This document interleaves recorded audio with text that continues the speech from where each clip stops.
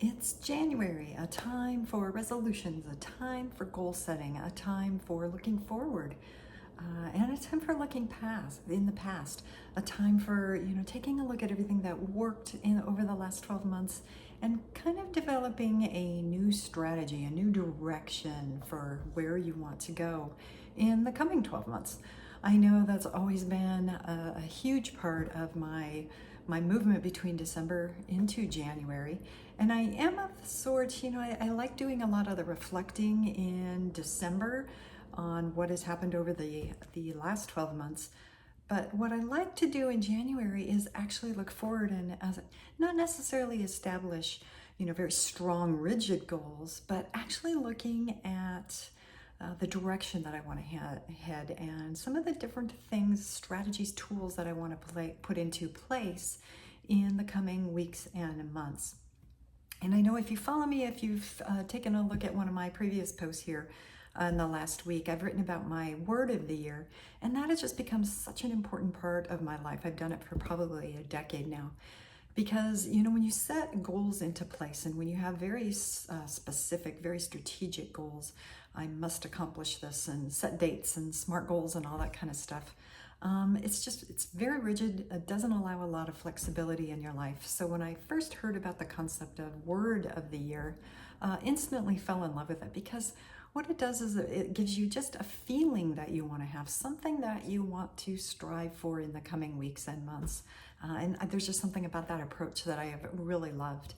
And so it's kind of something that I also have been tinkering with and wanted to put into place this year with my Cookbook Club. I'm on year 3 with my Cookbook Club, and I have to say that it's something that I have absolutely fallen in love with.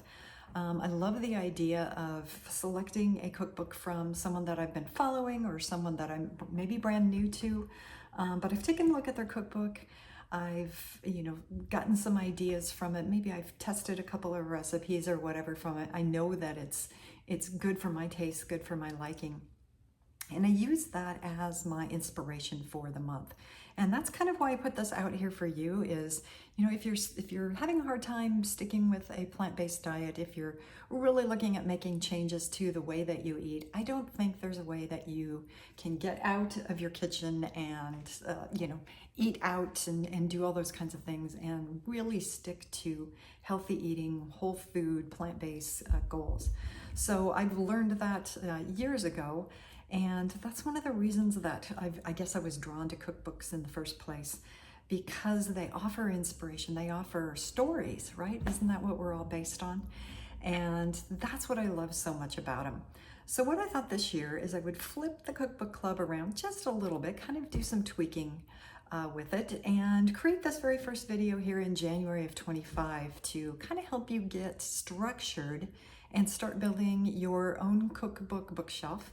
Really get a solid understanding of what cookbooks can do for you, and then give you my recommendation for January 2025 of the cookbook that I'm following and that I'm finding inspiration from this year. Again, this is my third year of actually setting up a cookbook bookshelf and using it as my inspiration.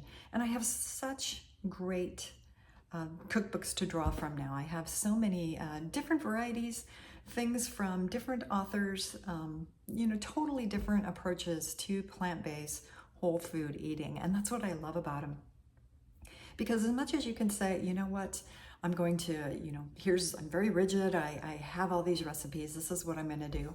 There's always the day that, you're busy, or maybe you don't feel your best, or things just didn't go the way that you anticipated. And you're like, now what? And those are the days that I find that it is super easy to pick up the phone and call a pizza, right? That's what we do. And nothing wrong with that. We all need those kind of days on occasion. But I have found that if you have cookbooks to draw from that you love, that you have marked and you have, noted your changes to and all that kind of stuff, you can pick one of those up just as easily. And again, I have a whole stack of different things that I have on my bookshelf right now. The last one that I have chosen last year, Plants Only Holidays. I love this book. I have gone through quite a few of his recipes. Absolutely love some of them. We used two of his recipes for both Thanksgiving and Christmas dinners. And I just found them very creative, very nourishing. Again, I think what I like about it is, again, it is for holidays. They are a little more difficult of recipes, so it's not something you're going to pick up during the week, that you have a lot of time to dedicate to cooking. But when you're looking for a little inspiration for something that kind of stands out above all the other meals, I like this. Actually done a Sunday meal this way because I have time during the day to actually cook. Just a lot of fun with something like that. And yet there are a lot of days where I have meetings stacked on top of each other. I'm running around doing all kinds of things.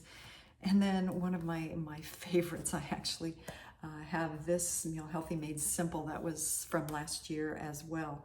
All of her, what she says right here, is ready in 30 minutes or less. Perfect, right? So this is the cookbook that predominantly I will pick up when I've had a busy day. Maybe I even had something planned and I just can't fit it all in. Love this because they are quick. They're very quick recipes and they're very good. I have not cooked one recipe that I have not just, thought was really good. And my family does the same thing. They often pick this up if they're looking for something to cook. We switch off on our days. Cooking is not something that I handle directly. Everyone in my house is required to take a couple days a week and cook because I feel that gets you a lot closer to the whole prep process. It also makes you really feel a lot better about the food that you're putting in your body, because when you're cutting it, when you're sauteing it, when you're baking it, whatever you're doing to make your meal, when you see it in production, when you're handling the vegetables or the tofu, if you're putting tofu in there, whatever it is that you're dealing with, that you're working with, you have a lot closer relationship. And again, that is a tip that I would recommend, is don't just handle it all yourself. Everyone in the house should have an active role. And not only that, I think it makes them care more about their health and what they're putting into their bodies too, because they actually go through, the cookbook too, if you hand it to them and help them choose recipes.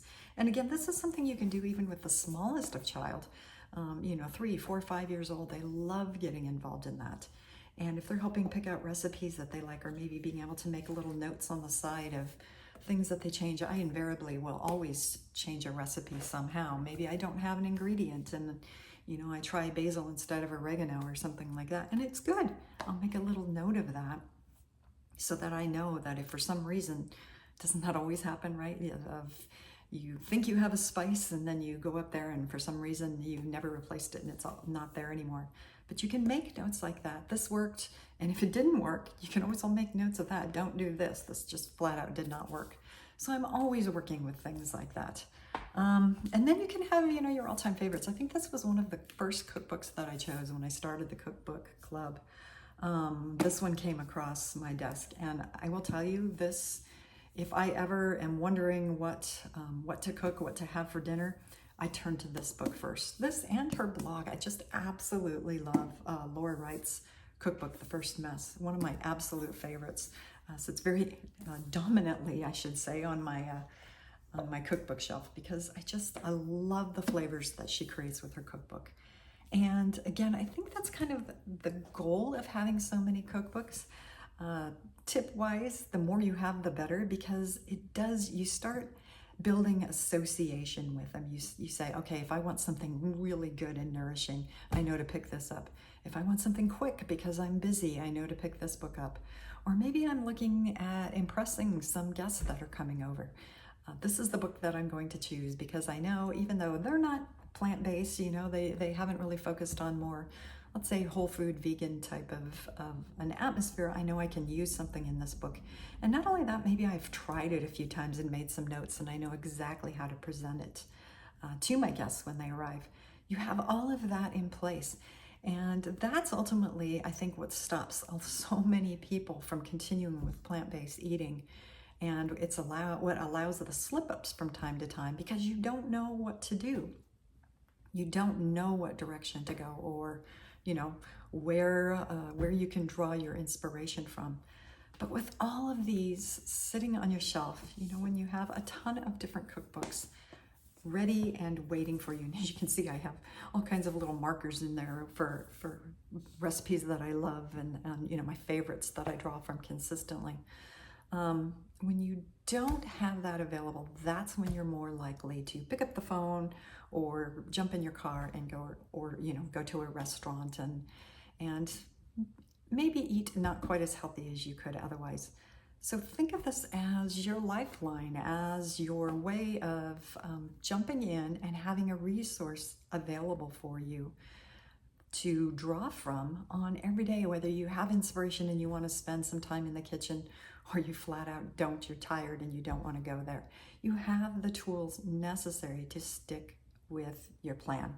That's what I consider my cookbook collection. I consider my cookbooks to be my lifeline to kitchen, to good eating, to my health, and to my wealth, right? We talk about wealth a lot on both my Substack and my blog. If anything that I produce, I'm always talking about wealth.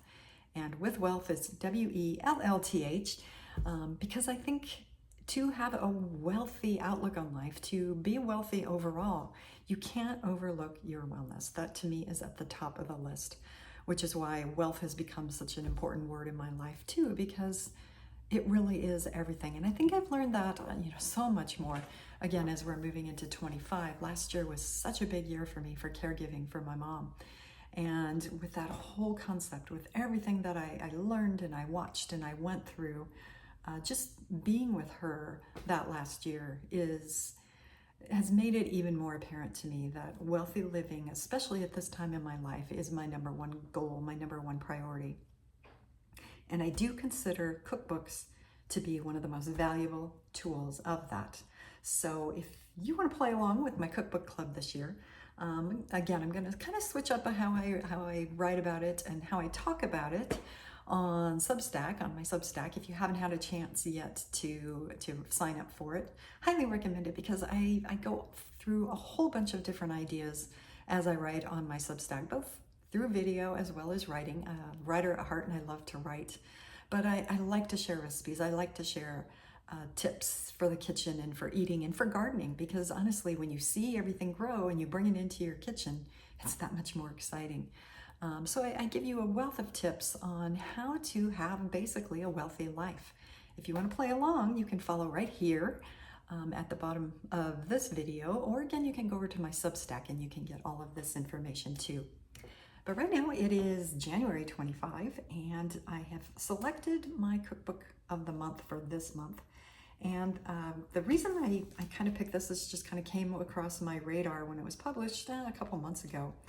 And another tip for you, one of the things that I do is the minute I hear about a new cookbook, the first thing I do is I go to my local library and see if they offer it there. Because if they do, I can check it out, I can cook a couple of recipes, and I can actually see, is this something that resonates with me? Is this something I'll use? Or do I like the food? Do I like the way it's prepared? Does it make sense to me? And yes, there's all kinds of cookbooks. Some by authors that I love their online presence. I love their blogs. I love the recipes they create. And maybe their recipe or their cookbook just doesn't resonate with me in the same way, and that's okay. But that's why I like going to the library, if at all possible, and they have the cookbook. That's where I like to start, because then I can play around with the cookbook. I can read it, I can feel it, touch it, bring it into my kitchen and see if it's right for me. And if it is, that's when I purchase it and I put it on my cookbook shelf, because I know I'll be using it as I play the Cookbook Club game and as I move through, from this point forward. So with this cookbook, again, when it came across my radar, I instantly put it on reserve at the library, and it took a while to come in, if you've ever done that through the library. But this one, there was just something that resonated with me, probably with the title overall. Definitely know her, celebrity at heart. And I really loved her approach. She's a long-time vegan, been that way for many, many years, just like me. And I think her cover says it all when she says recipes from the heart. And isn't that what January is all about? When you have maybe a little more time to spend in the kitchen, you have maybe a lot more time and commitment because you're wanting to build a wealthy goal or wealthy habits. You want to spend time in the kitchen and start your plant-based process, or continue, make it even better than what it has been before. And so this is one that, again, I like the flavor of it. I love reading it. I love the story behind it. And I love the recipes. So the book, as you can tell, got it from the library. Haven't gotten my copy yet. This particular one is one that I've really fallen in love with. And it's called I Love You by Pamela Anderson. We all know Pamela Anderson, right? She's been around for many decades. But again, what she says in here is very true. It's recipes from the heart. And not only that, but just showing you just the beautiful photographs that she has of both food and of her life. Just all kinds of wonderful things. So this is a book that you can sit down with, you can read, you can look through, you can get inspired from. And then also, obviously, the most important part is you can cook from. Isn't that what we're at here? But I always go straight to the table of contents. And I love the way that she sets them up. You know, nothing wrong with setting them up, breakfast, lunch, dinner, appetizers, desserts, that kind of thing. That's very efficient and it gets you right where you're going. But I also like when when chefs are or authors are a little more creative. And there was something, again, for January that I felt was just wonderful here. She sets up her chapters called Waking with the Sun, Picnic in the Garden, Light Summer Suppers, Comfort Food for Cozy Days. She even has a section on Don't Forget Me Pet Treats. How cool is that, right? She even thinks of everybody in her family, not necessarily just herself and her family. But that's also why she created this book, is she wrote it exclusively for her two sons as they get out in the world, as they move forward and want to cook and share with their own families some of her recipes. And not only that, it's a way of her giving back to both of her sons as well as her community and share some of the things that she has found just very joyful in her own kitchen. So this will be the cookbook of January. It's one that I'll be playing with and already started cooking. Like I said, I like to kind of test them and everything. She's got so many great ones. But one of the ones that I really have found interesting to start with, look at these great little pot pies. She actually cooks them in, which I've never really thought of before, but she has a muffin tin and she actually layers in the pie crust dough into muffin tins, and then it creates small individualized pot pies. What a great idea, right? That's, again, the power of having a cookbook. Something I'd never thought of before. You know, we've all had pot pies in, different formats throughout our lives, but this is a way that you can create a very healthy, plant-based pot pie in a little muffin tin. And then they're also very cute because everyone can get their own individualized pot pie, and it's just kind of an inspirational way to go about it. So definitely something I'm playing with this month, as well as a host of other recipes that she's included in her book. So if you want to play along, again, it's January. Go ahead and pick up either from your library, your bookstore, or Amazon, whatever works for you. It's called I Love You by Pamela Anderson. And let's get started this year on healthy living.